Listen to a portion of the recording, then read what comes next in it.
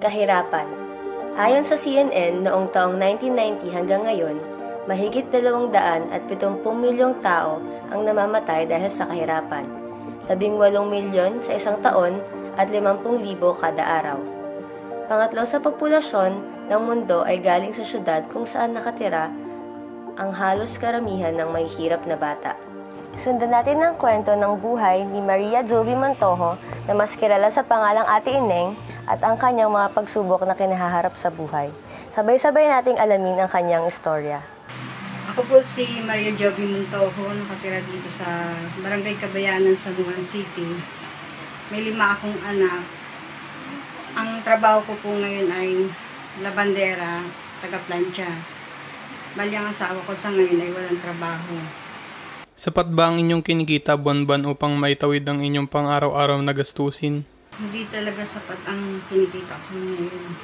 Saan ninyo inilalaan ang mga iyon?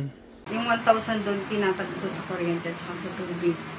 Yung sobra, minsan pinapambayad ko sa utang. Yung sumusobra naman, nilalaan ko sa pagkain. Minsan nag-extra ako, titinda ako ng mga kakanin. Tumutubo lang ako doon ng 100. Dahil sa kakulangan ng inyong kinikita, mayroon bang mga oras na kulang o wala kayong naihain sa inyong pamilya?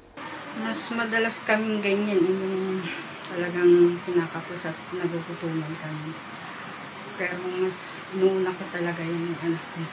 Paano kayo napunta sa lungsod na ito? Hindi ba't mas madali makahanap ng trabaho sa probinsya? Ako po ay Tubong Quezon. Doon po ako nagdalagat, doon na rin po. Kasi doon ko rin po nakilala yung asawa ko. Nagtanong po kami, ako po noon ay 21, siya naman po ay 20. Mas ginusto ko namin dito sa lungsod, sa Maynila, gawa ng mas anong trabaho dito, mas maganda, mas maraming mapapagkakitaan. Kesa sa probinsya, wala doon.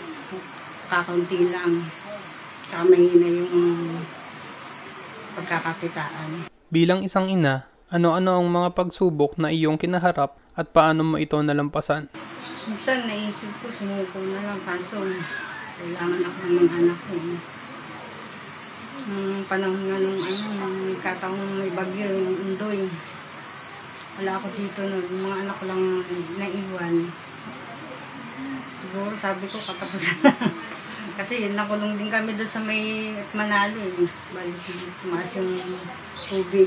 Doon kami na tumagal ng ilang oras kami doon. Bago kami nakauwi. Doon ako ng asawa ko. Yung anak ko na yun dito.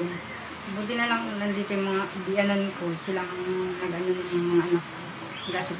Sa iyong palagay, bakit marami pa rin ang mahihirap kahit nagsusumikap silang makabangon mula dito? Siguro, na yung mahirap talagang nakalaan para sa mahirap. Pinalaga na ng Diyos na mahirap.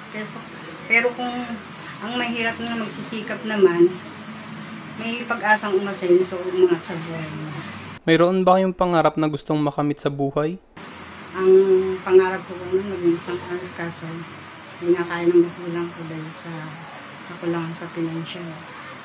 Ngayon, pangarap ko na sa akin mga anak ko pagkatapos sila ng pag-aaral. Makatulong sila sa akin.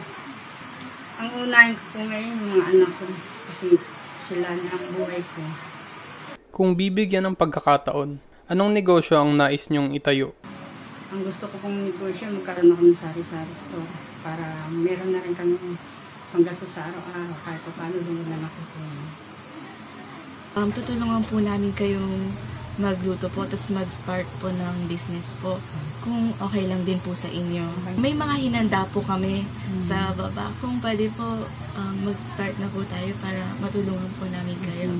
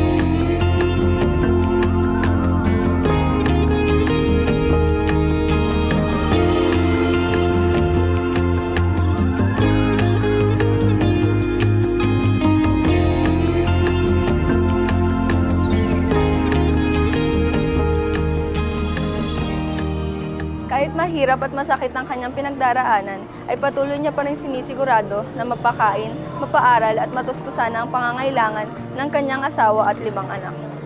Nakakatuwang isipin na mayroon pang mga kagaya ni Ate Ineng na handang magsakripisyo at ialay ang kanyang sarili para sa pamilya. Tunay nga namang ang pagmamahal ng isang ina ay hindi matutumbasan ng kahit anumang yaman dito sa mundo. Naway makatulong kay Ate Ineng ang mga bagong kaalaman at impormasyon na ibinahagi namin sa kanya. Hangad ng Class 4H3 ang ikauunlad ng kanyang pamilya.